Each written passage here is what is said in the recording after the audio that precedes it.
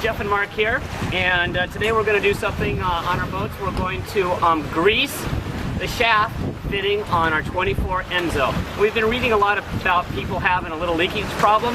Well, we got the tools. You need a screwdriver, and a grease gun with an extender. So basically we're going to go into the boat and start this. And first off, we have to take out this little screw, and then once we get the screw out, we got to hook the Zerk fitting to it and pump some in so it comes out the other side, and voila, we're done. No more leakage.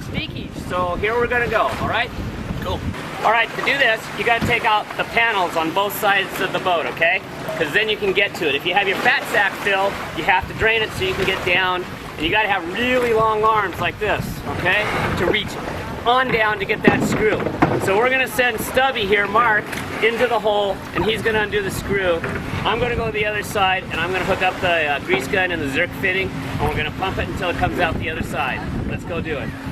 Alright, it's pretty tight in here, so we're going to have to move the transmission cooling line out of the way. We're just going to hook this rope up to it, pull it up, that way you can get your arm underneath it and get your screwdriver on the little screw that's on the other side of the housing. Alright, so now we'll just pull this up and we're going to just tie it off right here on your ski pylon.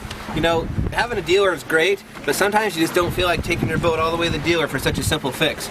So we'll tie this off, and then I'll jump under there and I'll pull the screw out. Pretty tight fit down there. What do you think? We need a smaller guy. Yeah, you are. You're kind of big to be fitting in that little hole. Maybe we just ought to leave you in there to, you could be the weight. Or I'll be the ballast. All right.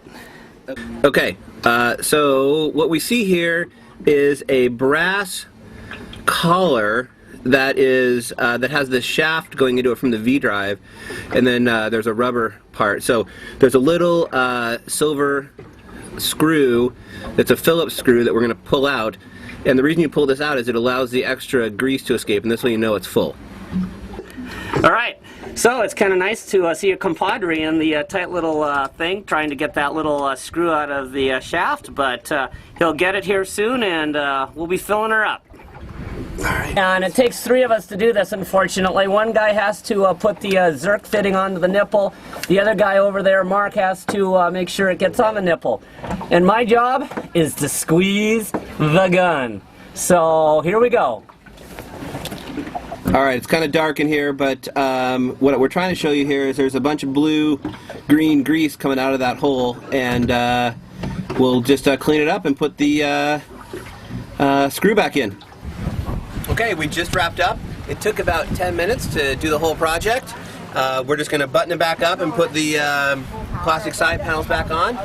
One thing to mention is that you want to use the greenish-blue grease in your grease gun. It's a waterproof grease, and we hope you found this helpful.